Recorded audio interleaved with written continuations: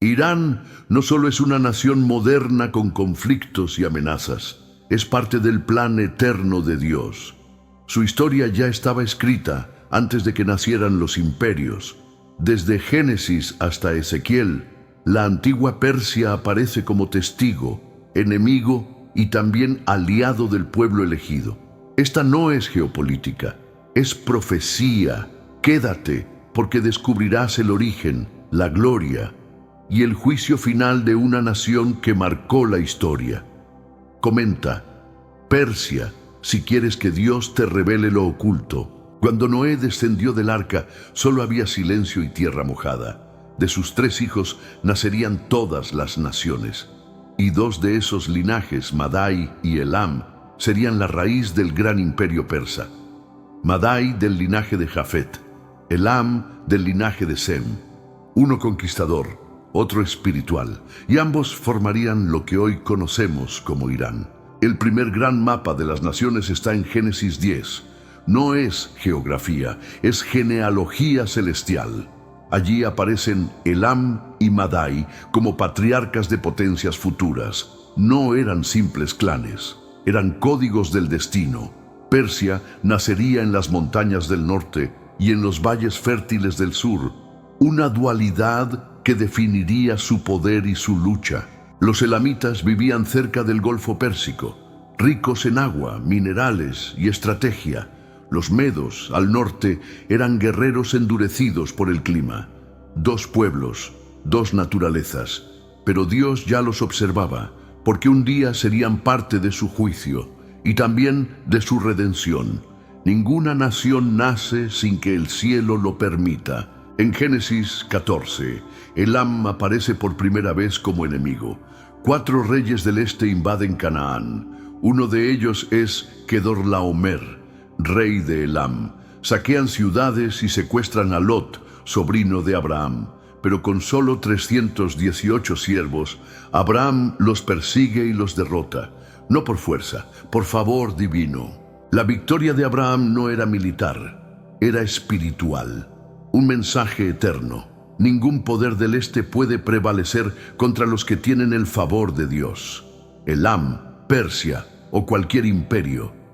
El poder de uno solo con fe puede derribar ejércitos, porque no pelea solo. Pasaron siglos. Elam y Madai crecieron, se mezclaron y se expandieron. En silencio, sin gloria aún, Dios preparaba algo. Lo que comenzó como tribus se transformó en reinos, y de esos reinos surgiría un imperio que cambiaría el mundo. Persia. No eran adoradores del Dios de Israel, pero Dios los usaría igual. Isaías profetizó siglos antes: Dios usará a Elam y Media para castigar a Babilonia. Y así fue. Babilonia quemó el templo, pero Persia lo restauraría. Esos mismos pueblos del este, los que un día pelearon contra Abraham, serían usados ahora como instrumentos de juicio.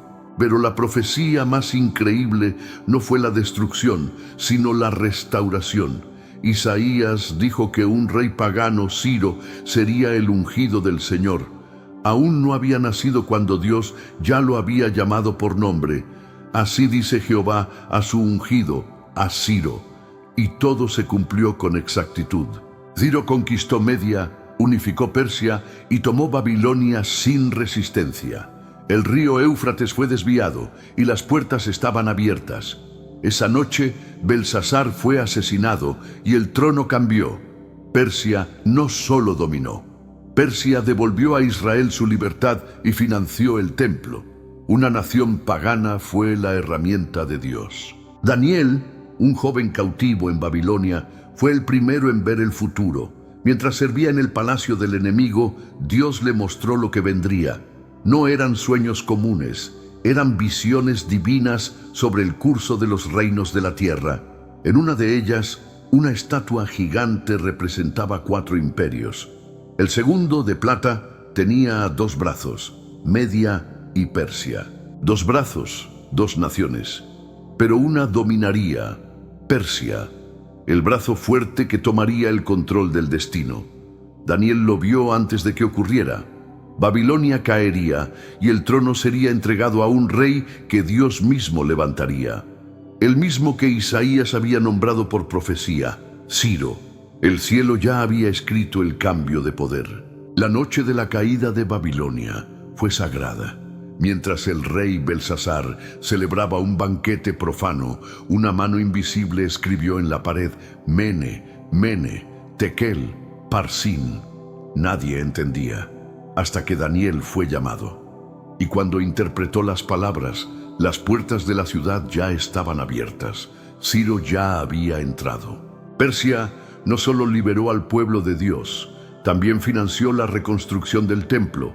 Ciro decretó el regreso de los judíos, asignó recursos y envió líderes del linaje real y sacerdotal, Zorobabel y Josué. Un imperio pagano restauró la casa del Altísimo. ¿Qué nación ha hecho algo igual? Dios mostró a Daniel otra visión.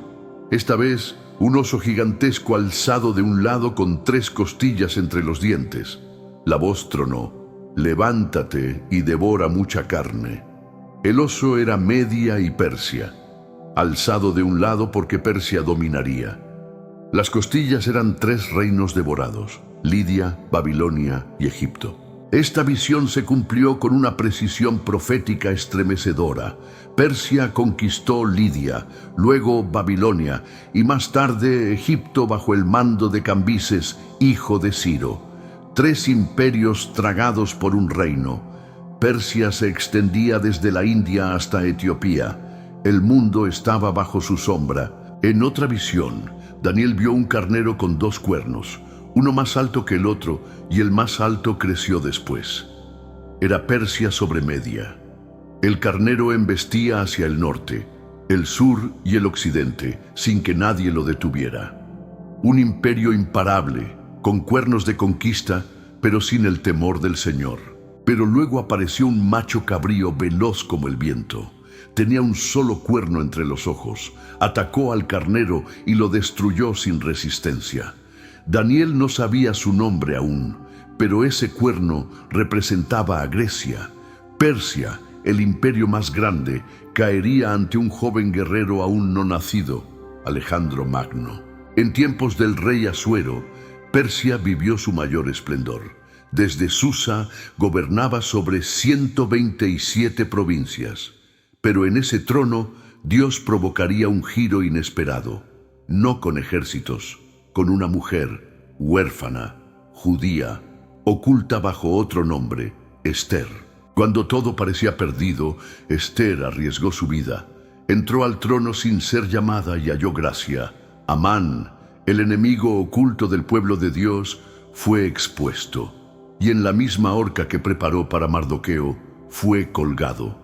Una mujer salvó a su nación. Y Persia fue instrumento de refugio, no destrucción. Después del milagro de Esther, Persia pareció alejarse del centro bíblico. Pasaron siglos, pero cuando el Mesías estaba por nacer, el nombre de Persia resurgió. En el Evangelio de Mateo, unos sabios vinieron del oriente buscando al rey de los judíos. No eran cualquier visitante, eran magos, hombres de ciencia y espíritu, provenientes de la antigua Persia. Estos magos no eran reyes, eran estudiosos de los astros y profecías antiguas. Muy probablemente habían leído a Daniel, quien siglos antes había servido en la misma corte persa. Tal vez, en medio de sus manuscritos, encontraron el anuncio del tiempo exacto del Mesías. Vieron la estrella y supieron había llegado el Hijo prometido. La antigua Persia, que antes había reconstruido el templo, ahora reconocía al Salvador. Con oro, incienso y mirra, los magos honraron al niño como rey, Dios y sacrificio. Mientras Herodes buscaba matarlo, los sabios de Irán fueron los únicos que viajaron para adorarlo. Persia volvió a ser instrumento divino en la cuna de Cristo. Pero la historia de Irán en la Biblia no termina en Belén. Dios no solo mostró el origen de Persia, también anunció su destino final, y lo hizo en una de las profecías más temidas del Antiguo Testamento, la guerra de Gog y Magog. En Ezequiel 38, Dios le habla al profeta con palabras estremecedoras. Hijo de hombre, pon tu rostro contra Gog en tierra de Magog. Persia, Cus y Fut estarán con ellos. La antigua Persia, hoy Irán, será parte de una coalición mundial que en los últimos días atacará a Israel. Esa misma nación que una vez lo liberó, ahora se unirá a sus enemigos. Magog, identificado por muchos como una potencia del norte, encabezará la invasión. Junto a Persia se unirán naciones del norte de África y de Asia. Será una ofensiva relámpago, como tormenta, como nube que cubre la tierra. El enemigo llegará con arrogancia, pero Dios ya ha escrito su final. Dios dice: subirás contra mi pueblo, y sabrán que yo soy Jehová. Persia será parte de esa ofensiva, pero también testigo del poder del Altísimo. El mismo que la usó para construir, la enfrentará cuando destruya. Porque Dios es misericordioso, pero también justo. Esta batalla no es solo militar, es espiritual. Es el choque final entre los que se rebelan y el Dios de Israel. Persia, símbolo del poder humano sin fe, se verá enfrentada cara a cara con el Señor de los ejércitos. No habrá alianza ni armamento que detenga su decreto. Desde el Génesis hasta el Apocalipsis, Persia, hoy Irán, ha estado entretejida en la historia de Dios. Como enemigo, como redentor, como testigo y como señal. Su destino no está en las manos de los gobiernos, está en las Escrituras. Y cada palabra se está cumpliendo. Hoy Irán vuelve a los titulares, pero tú ya sabes que no es casualidad, es cumplimiento, porque el fin se acerca, y Dios está llamando a los que velan, a los que leen, a los que entienden. Si este mensaje tocó tu espíritu, comenta abajo: Señor, quiero discernir los tiempos. Y no te vayas, lo que viene es aún más profundo.